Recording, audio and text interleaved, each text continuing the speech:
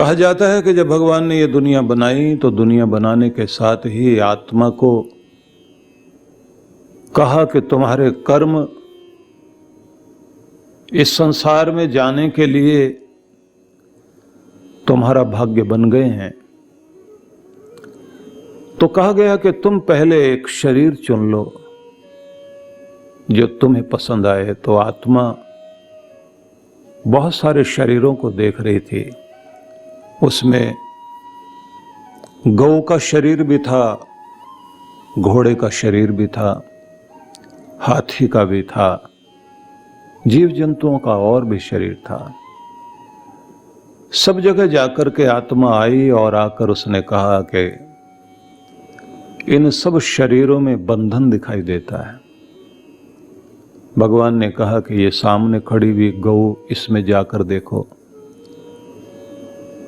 आत्मा वहां गई और जाकर वापिस आई और बोली, औरों से पवित्रता होने के बाद भी बंधन में तो ये भी है, स्वतंत्रता नहीं है। तेज गति होनी चाहिए, यहां तो वो गति ही नहीं है। भगवान ने कहा तो अश्व के, घोड़े के शरीर में जाओ। तो वहां भी आत्मा गई और लौट कर आ गई। बोले वो बात नहीं बनी। गति तो है, अश्व शक्ति बड़ी शक्ति होती है, लेकिन बंधन है। भगवान ने कहा कि तो फिर एक और शरीर है मनुष्य का, तो इसमें तुम जाकर देखो। आत्मा गई और उसने जाकर कहा इसमें बुद्धि है, और ये जो हाथ हैं इनमें, उंगलियों में संसार में कुछ रचना करने की शक्ति भी तुमने दी। लेकिन इसमें समझ नहीं आया कि मेरी किस्मत कहाँ है, जो मेरे कर्म मुझे लेकर दुनिया में जा रहे हैं। भगवान ने कहा कि अपने इन हाथों को देखो, इसमें पीछे जो लकीरें बनी हुई ये किस्मत है। बोले अगर किस्मत बुरी हुई तो मैं उसको क्या अच्छा कर सकता हूं। भगवान ने कहा इससे आगे जो उंगलियां हैं ये कर्म की उंगली है, और ये हथेली भाग्य की उंगली है। तुम चाहो तो अपने संसार को अपने ढंग से रच सकते हो, अपने दुर्भाग्य को सौभाग्य में बदल सकते हो। बोले पर वो मैं करूंगा कैसे। तो भगवान ने कहा कि तुम्हें मैंने मस्तिष्क में अक्ल दी है, बुद्धि दी है इस शरीर में। इसके माध्यम से तुम अपने समस्याओं का सामना करोगे और नई किस्मत लिख भी सकोगे। इसने कहा लेकिन मैं जिससे बिछुड़ रहा हूं उससे मिलूंगा कैसे। परमात्मा मैं आपसे बिछड़ रहा हूं। भगवान ने कहा कि इस देह में मैंने 9 दरवाजे लगाए जो संसार की तरफ खुलते हैं, लेकिन एक गुप्त द्वार भी है। ये जो मनुष्य की आंखें हैं, कान है, नासिका है, मुख है, अन्य द्वार हैं, ये सब संसार की तरफ खुलते हैं। और मनुष्य की जो ऊर्जा है, उसकी जो एनर्जी है, वो बाहर की तरफ ही बहती है। आंखें कहती हैं कि मैंने रूप देखना है, कान कहते हैं मैंने मधुर ध्वनियाँ सुननी है, त्वचा कहती है सुखद स्पर्श को ग्रहण करना है, नासिका कहती है मैंने बहुत ही बहुत मधुर और प्यारी सुगंध को सूंघना है। सब अपने अपनी तरफ खींच रहे हैं कि ये तो सब ठीक है, लेकिन मैं जिससे बिछुड़ रहा हूं उससे मिलने के लिए भी कोई व्यवस्था है क्या। परमात्मा मैं आपके पास हूं, यहां मुझे सुख भी है, शांति भी है, चैन भी है, आनंद भी है। आप कहते हो उस दुनिया में जाओ जो द्वंद्वों की दुनिया है, जहां 2 किनारे हैं, उसके बीच से जिंदगी होकर के मुझे जीनी होगी। एक किनारा सुख का, दूसरा दुख का, संयोग है, वियोग है, लेना है, देना है, खाना है, पीना है, मान भी, अपमान भी, उन्नति भी, अवनति भी, गर्मी सर्दी। 2 चीजें एक दूसरे के विपरीत रहेंगी और जिंदगी दोनों को छू करके बहेगी। तो मैं तो बेचैन हो जाऊंगा इस दुनिया में, क्योंकि जब सुख मिलेगा तो उसी के साथ दुख भी आ जाएगा, चक्र चलता रहेगा। ये तो कभी हंसूंगा तो कभी रोने लग जाऊंगा, कभी गरीब बनूंगा कभी अमीर हो जाऊंगा, कभी लगेगा सारी दुनिया मेरे साथ है और कभी लगेगा सब मुझे साथ छोड़कर जा रहे हैं, कभी लगेगा मैं बहुत बुद्धिमान और सामर्थ्यशाली और कभी लगेगा न तो मेरी अक्ल काम करती है और न मेरे पास में कोई सामर्थ्य है। तो ये दो विपरीत धाराओं के संसार में आप मुझे भेज रहे हो। यहां जीना बड़ा मुश्किल होगा। तो भगवान ने कहा तुम्हारे कर्म तुम्हें लेकर जा रहे हैं, तुम्हें मैंने बुद्धि ऐसे दी है, तुम चाहो तो अपने कर्मों को काट करके फिर से मुझ तक आ सकते हो, मेरे पास पहुंच सकते हो। बोले भूख प्यास सर्दी गर्मी हानि लाभ की दुनिया में मैं जा रहा हूं, आप तक आऊंगा कैसे वहां पहुंचने के बाद? भगवान ने कहा वहां नीचे की तरफ खींचने वाली बहुत सारी ताकतें हैं, हर चीज नीचे खींचेगी तुम्हें, लेकिन ऊपर उठने की ताकत भी तुम्हारे अंदर है। तुम अपनी आत्मिक शक्ति को बढ़ा सकते हो। सीढ़ियां चढ़ना, सबसे ऊपर एक दरवाजा है। जब तुम्हारी चेतना तुम्हारी ऊर्जा ऊपर की तरफ उठेगी तो ये सिर के बीचों बीच सबसे ऊंची जगह में जो हल्की सी ढलान है, वहां एक हल्का निशान दिया मैंने, हल्का सा गड्ढा है, इसको ब्रह्मरंध्र बोलते हैं। यहां हर दिन मुझे याद करते हुए अपनी चेतना को यहां पहुंचाना, इस दरवाजे को खटखटाना। तुम्हारी आवाज मुझ तक पहुंचेगी। यहां ध्यान करना तो तुम्हारे संदेशे मुझ तक आएंगे और मेरे संदेशे तुमको भी सुनाई देंगे। जब भी तुम एकाएक अपनी जिंदगी में परेशानियों के बीच कोई अच्छा आइडिया अनुभव करोगे, वो मेरा आशीर्वाद होगा। निकलने की कोई युक्ति तुम्हें सूझेगी, वो मेरा आशीर्वाद होगा। उलझनों के बीच में सुलझने का रास्ता निकलेगा, वो मेरा आशीर्वाद होगा। और यहीं से द्वार खटखटाते तुम इस पिंजरे को छोड़कर एक दिन मुझ तक पहुंच जाओगे। लेकिन एक बात याद रखना, दुनिया में जाने के बाद तुम अपने रूप को भूल जाओगे। तुम जो शरीर, जो रथ तुम्हें दिया जाएगा, उसी को देख देख कर कहोगे बस ये मैं हूं।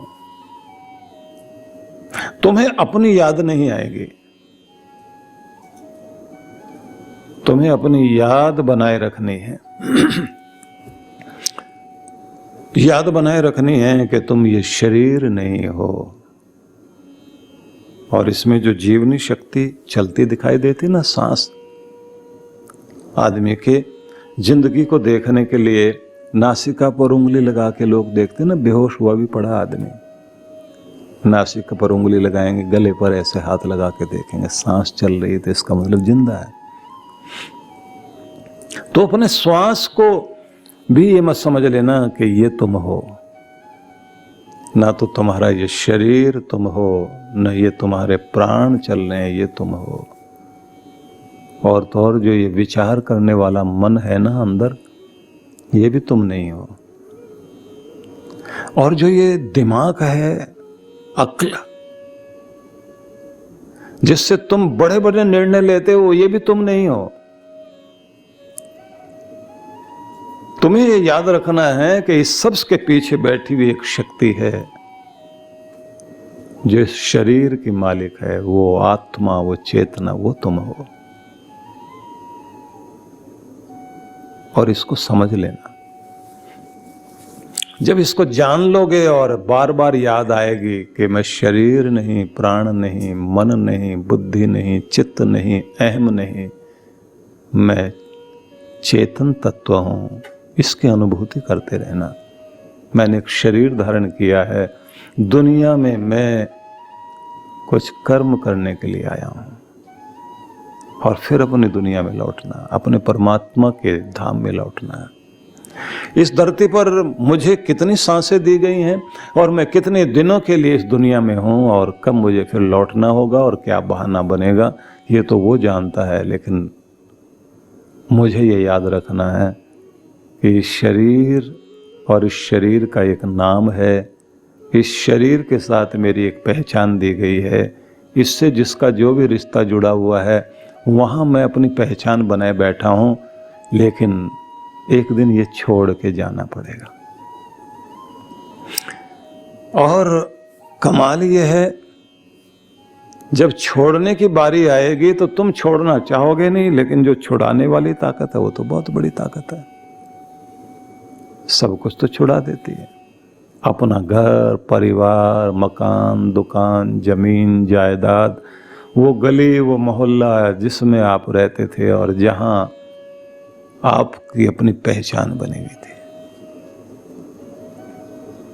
तो इसी को भगवान श्री कृष्ण ने गीता के दूसरे अध्याय में समझाया कि तुम कौन हो। बताया उन्होंने कि तुम आत्मा हो। शरीर मिट सकता है लेकिन तुम नहीं मिटने वाले। तुम पहले भी थे, तुम आज भी हो, तुम बाद में भी रहोगे। चोला बदल बदल कर आते रहोगे, जाते रहोगे। वासांस जीर्णानि यथा विहाय नवीनानि गृह्णाति नरो पराणि। भगवान कह रहे हैं पुराने कपड़ों को जिस तरह से तुम फटे पुराने जीर्ण शीर्ण वस्त्रों का परित्याग करके जिस तरह से तुम नए वस्त्र ग्रहण कर लेते हो, नवीनानि गृह्णाति नरो पराणि, जैसे मनुष्य जो है पुराने वस्त्रों को त्याग कर नए पहन लेता है, ऐसे ही आत्मा काम करती है। पुराने वाला छोड़ा, नया ग्रहण कर लिया। और कमाल यह है कि जिसको छोड़ा उस पर फिर इसका ध्यान नहीं रहता। हालांकि कुछ लोग कहते हैं कि जब शरीर से आत्मा निकलती है ना, तो कुछ देर तक वो आत्मा वहां मंडराती रहती है उस शरीर तक। और जब चिता पर चढ़ाया जाता है शरीर, या जो लोग मिट्टी में दबाते हैं, तो जैसे वो अंतिम क्रिया कर दी जाती है, तो अपने यहाँ एक परंपरा है। आपने देखा होगा कि जैसे ही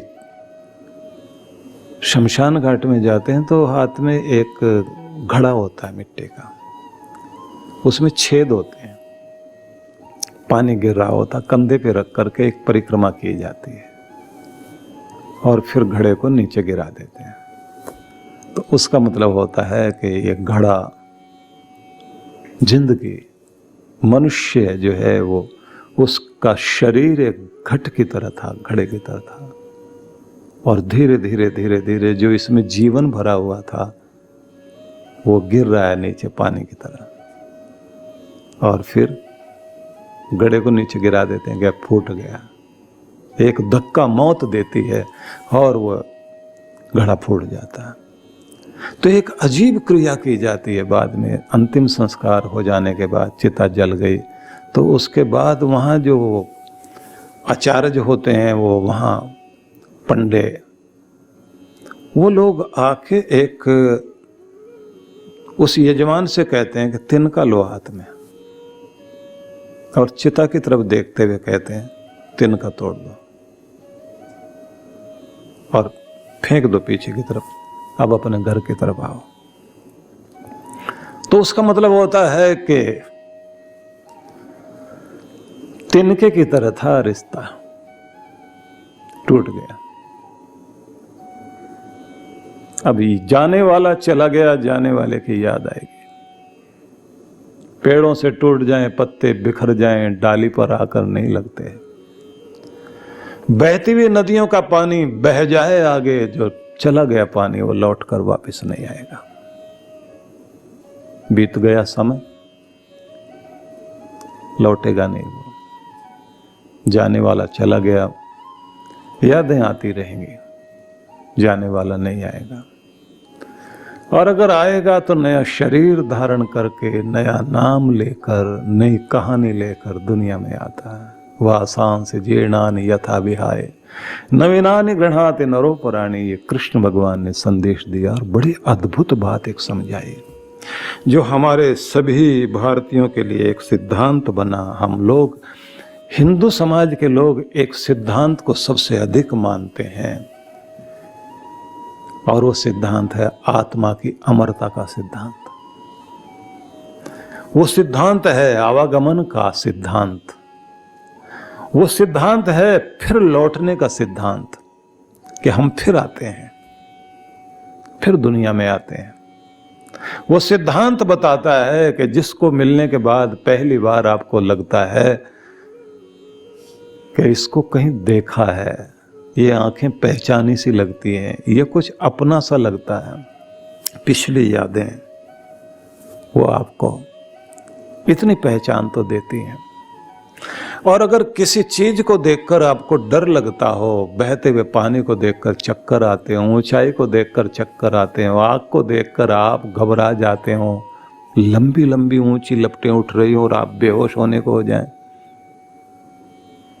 या बहुत बड़ी भीड़ देखकर एकदम आप घबरा जाएं, किसी जन्म में, निकट के जन्म में मौत जैसी हुई थी, उसकी स्मृति आज भी है, उसके कारण घबराहट, किसी को खून बहता देखकर एकदम चक्कर आ जाता, जमीन पर गिर जाता है, नहीं देखा जा सकता। अधिक खून बहने से मौत हुई थी, किसी के पानी में डूबकर, किसी के ऊपर से गिरकर। किसी आदमी को झूले पर बैठना ही अच्छा नहीं लगता। कोई लोग तो, दुनिया भर के लोग झूले पर आनंद लेते हैं ना, और कोई एकदम चिल्लाने लग जाता, नहीं मैंने नहीं बैठना, मैं नहीं देख सकता। ये स्मृतियां हैं पिछली, लेकिन एक सिद्धांत दिया गया कि ये बात याद रखना कि तुम शरीर बदलते रहोगे, लेकिन आत्मा तुम्हारी वही है। और यही गीता में कहा, देहिनो यस्मिन यथा कौमारम, ये जो श्लोक है इसमें यही तो संदेश है कि शरीर के अंदर परिवर्तन होते होते तुमने जो देखा है कि तुम्हारी देह बचपन में तुम छोटे से बच्चे थे, फिर बड़े हुए, और एक समय आया कि तुम युवा हो गए, बुढ़ापा आ गया। तो शरीर में परिवर्तन होते रहे, लेकिन याद रखना तुम्हारी आत्मा वही की वही थी, उसमें कोई परिवर्तन नहीं हुआ। और जब बूढ़ा हो गया शरीर, और जिस दिन ये शरीर छूट गया, आत्मा वही थी, आत्मा में कोई परिवर्तन नहीं हुआ। लेकिन जैसे जैसे उम्र बढ़ती है और तजुर्बा बढ़ता है, आत्मा उसी तरह का व्यवहार करने लग जाती है। कमाल तो ये होता है, आप बीमार हो जाएं तो आत्मा उसी तरह का व्यवहार करने लगती है, क्योंकि उसका संबंध शरीर से जुड़ा हुआ, वहां मोह जुड़ा हुआ है ना। तो ये याद रखना, नयनम छिन्दन्ति शस्त्राणि नयनम दहति पावकाः, ये संदेश जो है, नयनम दहति पावकः, तो यहां क्या समझाया गया? आग नहीं जला सकती इसको,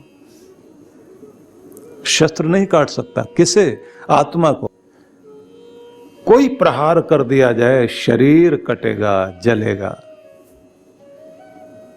डूब जाएगा तो शरीर। न चैनम कलेदयन्ते आपो न शोषयति मारुतः, हवा सुखा नहीं सकती, पानी से गीला नहीं कर सकता, शरीर गीला हो जाएगा, फूल जाएगा पानी में पड़ा पड़ा, हवा से सूख जाएगा शरीर। लेकिन इसमें रहने वाली जो आत्मा है, ये नहीं, इसमें कोई फर्क नहीं आएगा। इसलिए कितनी भी चोटें लगी हों, तुम्हारी आत्मा पर नहीं। हाँ, ये ध्यान रखना कि सूक्ष्म शरीर आत्मा के साथ जाता है, और सूक्ष्म शरीर जब जाता है तो उसी के साथ स्मृतियां जाती हैं, यादें जाती हैं। यादें भी कौन सी? संस्कार जाते हैं, वो वाले बीज जाते हैं जो अगले जन्म का कारण बनते हैं। इसलिए प्रत्येक आत्मा के साथ ये 3 चीजें बड़ी अद्भुत हैं। एक तो आपके संचित कर्म, क्रियमाण कर्म, एक प्रारब्ध। अब इनको समझ लेना, आपके जो प्रारब्ध है वो है जो आप पीछे करके आए, जिसके कारण आप ये जन्म पा रहे हो। संचित वो है जो आपने जमा कर लिया और आगे जन्म देगा। अगली तैयारी भी आपकी हो गई है। पिछला जो था वो तो किस्मत बनकर आ गया। आप जो अभी आपकी जिंदगी में संचित है वो भी ये ध्यान रखना कि अगर वो पकता चला जाएगा तो किस्मत बनता चला जाएगा। और जो क्रियमाण है वो तो आप कर ही रहे हैं। तो कर्मों का लेखा जोखा प्रत्येक व्यक्ति के साथ बंधा हुआ है। लेकिन ये याद रखना, जातस्य ही ध्रुवो मृत्यु ध्रुवम जन्म मृतस्य च। जो पैदा हुआ एक दिन मरण का दिन भी है, और अगर मरे हैं तो लौटेंगे जरूर। अब इस सिद्धांत को ध्यान में रख करके उस बात को भी याद रखना जो उपनिषद में कही गई कि तुम अपने को तो पहचान लो। शरीर में रहते रहते तुम्हें यह याद रहना चाहिए कि तुम यहां सदा के लिए नहीं हो। मनुष्य की आदत होती है ना कि वो कब्जा जमाता है। आपने देखा होगा ट्रेन में लोग जो रुमाल रख करके सीट पर कब्जा करते हैं। जब आदमी को ये पता होता है कि मुझे इस स्टेशन पर उतरना है, तो मुसाफिर क्या करता है? 3 स्टेशन पहले से सामान बांधना शुरू करता है, व्यवस्थित होना शुरू करता है। ये बात बहुत ध्यान से समझना आप और याद रखना।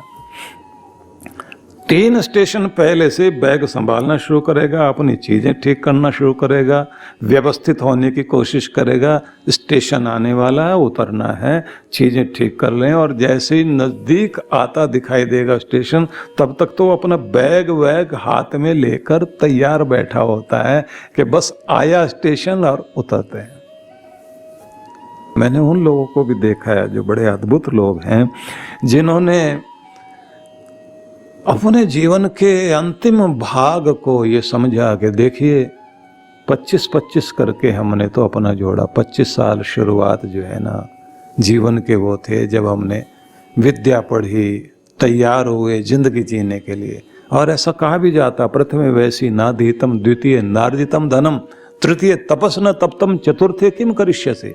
जीवन का पहला भाग है जिसमें अध्ययन करना होता है, शरीर को तैयार करना होता है, कौशल सीखना होता है, स्किल डेवलपमेंट करनी होती है, कोई हुनर, कोई आर्ट, कोई भी चीज़ सीखनी होगी, जिंदगी जीनी है, आगे के लिए तैयारी करनी है। 25 के बाद 50 तक कहा जाता है कि द्वितीय नार्जितम धनम, तब धन कमाना है, साधन जोड़ने हैं, बाकी की जिंदगी आराम से गुजर सके, अपने बच्चों की जिम्मेदारी, सारी चीजें करनी। तृतीय तपस न तप्तम। अब तीसरी उम्र आ जाती है, बच्चे आपके बड़े हो रहे हैं, उनको काम दे रहे हैं आप। अब तपस्या का समय है। जिनके साथ मोह था, जो आपको मान सम्मान देते थे, घर के वही लोग आपके साथ कड़वा बोलने लग जाते हैं। उस उम्र में पहुंचने के बाद आपको कहते हैं तप तपना होता है। अब आपको जो है थोड़ा बर्दाश्त करने की ताकत बढ़ानी चाहिए और इग्नोर करने की भी आदत बनानी चाहिए। घर के लोग कुछ भी बोलते हैं, बच्चे हैं जो बोलते हैं, ठीक है, आपको घर में मोह नहीं रखना। अब ध्यान जो है आपका परमात्मा की, और जिस चीज़ से भगवान खुश होता है उस कार्य में लगो। तो धर्म से भगवान खुश होते हैं, सेवा से भगवान खुश होते हैं। अपनी जिंदगी जो है उनके लिए भी अर्पित करना शुरू करो, जिनके कारण आपने इस दुनिया में बहुत कुछ पाया। मतलब समाज को भी कुछ अर्पण करना होता, अर्पण भी करना, तर्पण भी करना, समर्पण भी करना। समर्पण भगवान के लिए, परमात्मा के लिए समर्पण करिए ना। और तर्पण उनका करो जिनकी संतान आप है, जो बड़े बुजुर्ग आपके पितर लोग जो अब दुनिया में नहीं हैं, उन सब के लिए कुछ उन्हें तृप्त कर सके, अपनी संतान को लायक बनाएं, योग्य बनाएं, तो ये भी एक तर्पण कार्य है। और अर्पण करना है समाज को कुछ। आप क्या दुनिया को देकर जा रहे हैं, क्या छोड़ के जा रहे हैं, आपकी यादें क्या रहेंगी दुनिया में। ये एक बड़ी सुंदर परंपरा हमारे देश की रही है कि हर एक आदमी की एक जिम्मेदारी है, उस जिम्मेदारी को निभाना प्रत्येक व्यक्ति का कर्तव्य है।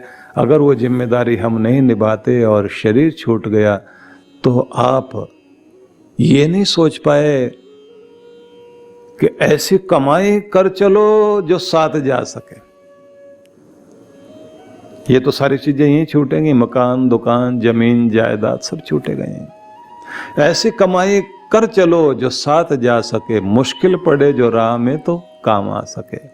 उस लोक में मुश्किलों से बचाने के लिए आपका पुण्य ही, आपका धर्म ही काम आएगा और कोई चीज काम आने वाली नहीं है। इसलिए ये निवेदन करना चाहता हूँ सभी के लिए कि हर एक व्यक्ति को तैयारी करनी पड़ेगी। तो वो लोग मैंने देखे हैं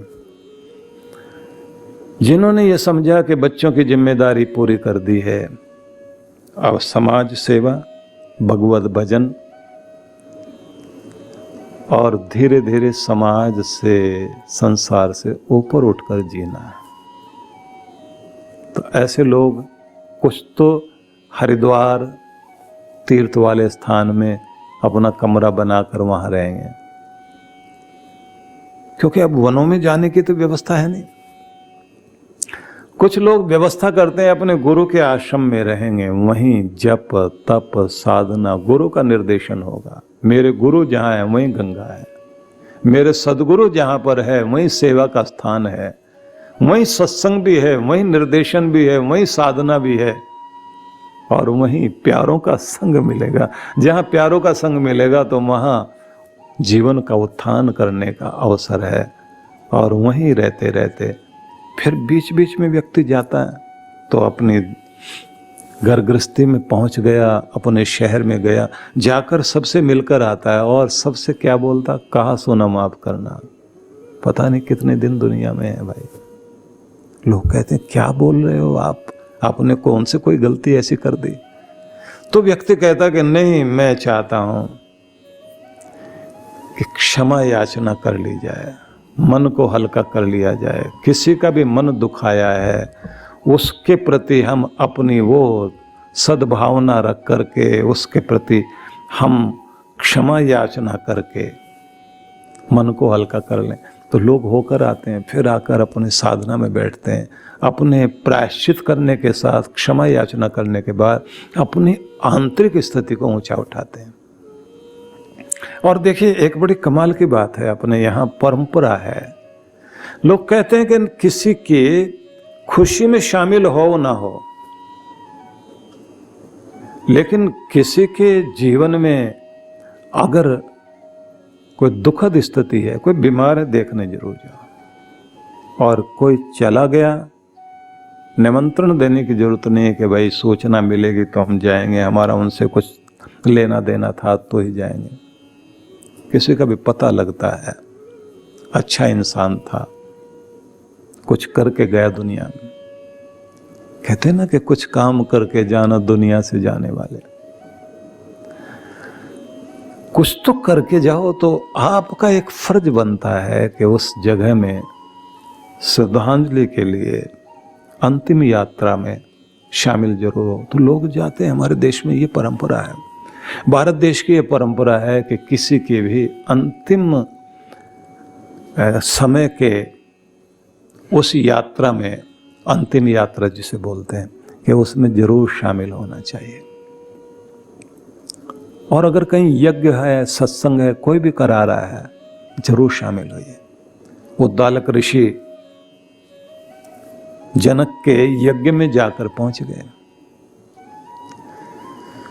अब बुलाया तो था नहीं, गए और जाकर के खड़े हो गए वहां, तो राजा जनक ने उनको देखा, देखते ही जो है प्रणाम किया, प्रभु आप पधारे। उद्दालक ऋषि कहते हैं बिना बुलाया आया हूं। राजा जनक ने कहा प्रभु आपका आगमन मेरे सौभाग्य के लिए, मेरे सौभाग्य ने ही निमंत्रण दिया होगा आपके हृदय में। तो उद्दालक क्या कहते हैं, देखो कोई भी शुभ कार्य हो रहा है, सहयोगी बनने के लिए जाना चाहिए। यज्ञ हो रहा हो, तुम्हारा यज्ञ चल रहा था, तो तुम्हारा शुभ कार्य ही मुझे निमंत्रण दे रहा है। आ गए, लेकिन बोले बैठेंगे नहीं, तुमसे कुछ चर्चा करेंगे। तो सब लोग खड़े हैं, और ये खड़े खड़े क्या कह रहे हैं कि कुछ प्रश्न हम करेंगे, उनका उत्तर देना। तो सब ने कहा महाराज हम क्या उत्तर देंगे, आप ही कुछ हमें समझा दीजिए। तो उन्होंने एक उपदेश दिया जिसको मैंने अपने ढंग से, अपने शब्दों में आज से लगभग 25-30 साल पहले कुछ वाक्य कहे थे जो बहुत पसंद आए थे सबको। उद्दालक ऋषि 10,000 साल पहले के वो ऋषि जिनकी ये घोषणा थी कि हर दिन इस तरह बिताओ कि रात को चैन की नींद सो सको। अगर रात को चैन की नींद नहीं आती तो कहीं न कहीं जिंदगी जीने का जो लाइफ स्टाइल है आपका, उसमें गलती है। आपने चैन नहीं कमाया, शांति नहीं कमाई, अशांति कमा करके रात में बिस्तर पर पहुंचे हो। क्या कमा कर आए हो? तुम्हें लगता तुमने तिजोरी भर ली है, तो तुम्हारी तिजोरी भरने से तुम सोचते हो आगे बढ़ गए। नहीं, तिजोरी भले कम भरे, लेकिन जिंदगी में शांति और आनंद जरूर आना चाहिए। हर दिन इस तरह बिताओ कि रात को चैन की नींद सो सको, और जब जागो तो चेहरे पर ताजगी हो, प्रसन्नता हो। मेरी रात अच्छी बीती, मेरा दिन अच्छा बीता। और उन्होंने आगे कहा कि जवानी को इस तरह बिताओ बुढ़ापे में पछताना ना पड़े। हर दिन इस तरह बिताओ कि रात को चैन की नींद सो सको। हर रात इस तरह बिताओ कि जागो तो चेहरे पर ताजगी हो। जवानी को इस तरह बिताओ कि बुढ़ापे में पछताना ना पड़े, और बुढ़ापे को इस तरह बिताओ कि किसी के आगे हाथ न फैलाना पड़े। आत्मनिर्भर होकर जीना। परमात्मा से मांगो कि मेरे जीवन का फूल खिले, मुस्कुराए, बिखर जाए, लेकिन इसे सड़ने की नौबत कभी ना आए।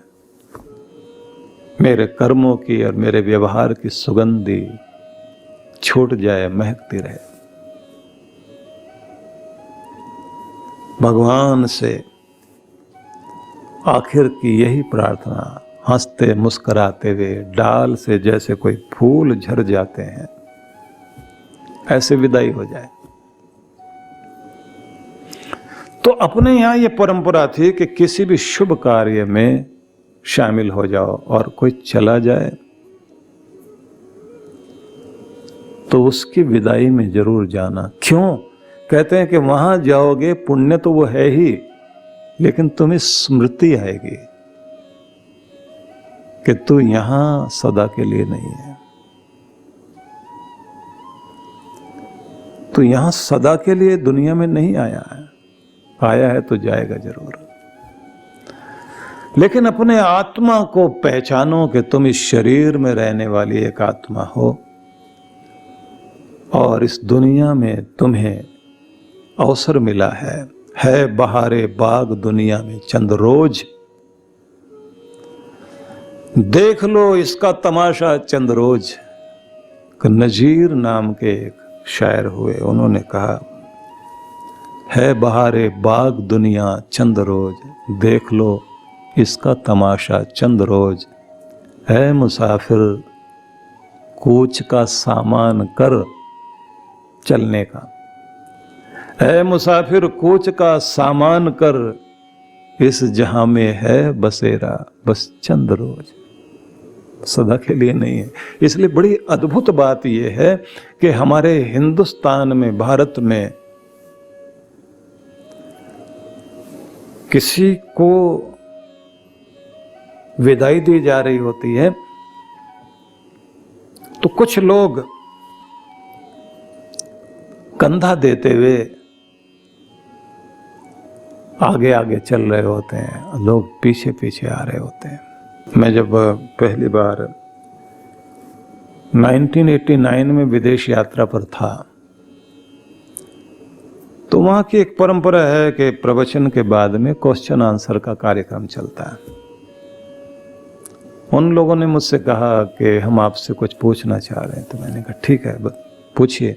बोले भारत में ऐसा क्यों होता है कि जब कोई चला जाता है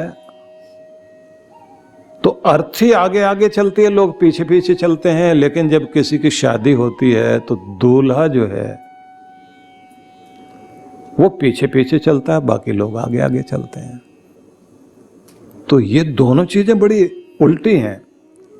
एक में अर्थी आगे चलती है, लोग पीछे चलते हैं, और एक वो है कि जब दुनिया में घर बसाने जा रहा है कोई आदमी तो लोग आगे आगे चल रहे, वो जिसका घर बसेगा वो पीछे पीछे जा रहा है। एक जो है घर बसा के जा रहा है वो तो आगे है, और एक वो जो घर बसाने जा रहा है वो पीछे पीछे, लोग आगे आगे। तो मैंने कहा यही भारत का बहुत बड़ा संदेश है। अर्थी के पीछे जा रहे हैं लोग तो अर्थी की तरफ से संदेश आ रहा होता है कि अगर आज मैं आगे हूं तो पीछे आने वाले इंसान ये मत समझ लेना कि तू यहां हमेशा के लिए है। कल तुम में से कोई आगे होगा, तुम में से कुछ लोग पीछे होंगे। हम भी गुस्ताखी करेंगे जिंदगी में एक बार, हम भी गुस्ताखी करेंगे जिंदगी में एक बार। दोस्त सब पैदल चलेंगे और हम कंधों पे सवार। इसलिए परंपरा रखी गई कि जाने वाला आगे जा रहा है, पीछे पीछे लोग आ रहे हैं, और संदेश दिया जा रहा है कि इस दुनिया में सदा बसने के लिए तुम नहीं आए हो। पत्ते टूटे पेड़ से, ले गई पवन उड़ाए, अब के बिछड़े ना मिले दूर पड़ेंगे जाए। लेकिन ये बात मैं आपको कहना चाहता हूं कि गीता में भगवान श्री कृष्ण ने यह कहा, अंत काले च मामेव स्मरण मुक्त्वा कलेवरम यह प्रयाति स मद्भावम याति नास्ति अत्र संशयः। अर्जुन सुनो, अंत काल में जो मेरा स्मरण, भगवान का स्मरण करते हुए और अपने शरीर को छोड़े और उसे दुनिया की नहीं दुनिया के मालिक की याद आए, मेरे भाव में, भगवान के भाव में उसका ध्यान टिका हुआ हो, तब क्या होता? स प्रयाति मद भावम याति, वो मुझे प्राप्त हो जाता, भगवान को पा लेता। हर आदमी को नाम जपते जपते, सत्कर्म करते करते अपने आप को इस तरह से तैयार कर लेना चाहिए कि जब छोड़ने की बारी आ रही है तो दुनिया का ध्यान नहीं आए, मालिक का ध्यान आए।